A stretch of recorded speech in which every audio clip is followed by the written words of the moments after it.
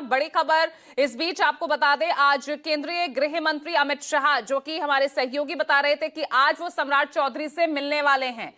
तो इस वक्त ये अगली बड़ी खबर आपको बता दें, क्योंकि उनका पश्चिम बंगाल का दौरा है, लेकिन इस बीच उनकी मुलाकात होने वाली है सम्राट चौधरी, वो सम्राट चौधरी जो इस वक्त बिहार के सीएम की रेस में सबसे आगे नजर आ रहे हैं। ऋषिकेश,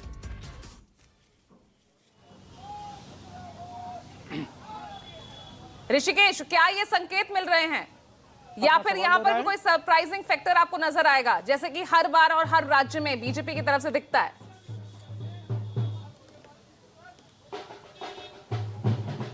नहीं, देखिए, बिल्कुल सहयोगी सौरभ ठीक कह रहे हैं कि सम्राट चौधरी रेस में सबसे आगे हैं और उनकी मुलाकात होने वाली है गृह मंत्री अमित शाह की।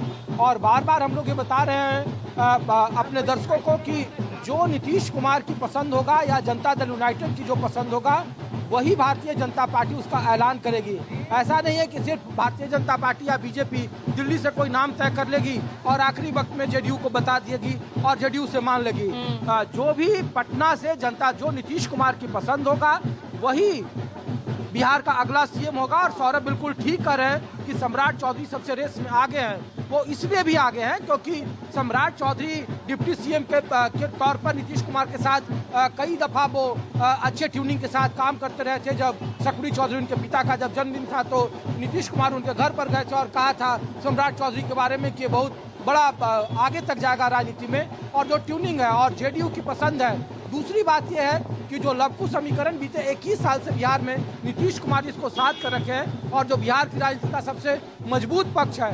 अगर सम्राट चौधरी के अलावा कोई दूसरा अति पिछड़ा जिसकी चर्चा हो रही थी, अगर उसे मुख्यमंत्री बनाया गया तो लघु समीकरण पर काफी असर पड़ेगा और हो सकता है कि वो एनडीए के खिलाफ वो समीकरण चला जाए, क्योंकि नीतीश कुमार का राज्यसभा जाने के पीछे अब भी लोगों को लगता है कि एक साजिश का हिस्सा है। जो बीजेपी ने जानबूझकर साजिश के तहत भारतीय जनता पार्टी ने नीतीश कुमार को दिल्ली बुलाया है।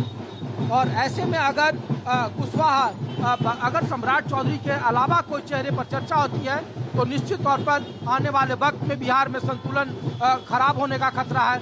जेडीयू और बीजेपी में जो दरार है खाई है वो और बढ़ेगी अगर नीतीश कुमार के पसंद का मुख्यमंत्री नहीं हुआ तो। और ऐसे में सम्राट चौधरी जिस जाति से आते हैं समीकरण में, लघु समीकरण बिल्कुल फिट बैठते हैं। इसीलिए सम्राट चौधरी अन्य के मुकाबले में सबसे आगे दिख रहे हैं। और अगर वो बीजेपी शीर्ष नेतृत्व के बुलावे पर जा रहे हैं तो आने वाले वक्त में लगभग इस बात की संभावना ज्यादा है कि अगर बीजेपी कोटे से कोई मुख्यमंत्री बनेगा तो उसमें सम्राट चौधरी का न केवल नीतीश कुमार का बरदस्त प्राप्त है, बल्कि राजनीतिक समीकरण के हिसाब से। चलिए ठीक है, तो समीकरण के हिसाब से सम्राट चौधरी सीएम फेस के हिसाब से सबसे फिट बैठते नजर आ रहे हैं। सूत्र भी कह रहे हैं कि उनका नाम लगभग सबसे आगे वो चल रहे हैं और डिप्टी सीएम पद की रेस में इस वक्त लगभग शांत कुमार का डिप्टी सीएम बनना तय है। बहुत बहुत शुक्रिया आपका सौरभ और ऋषिकेश इस तमाम जानकारी के लिए।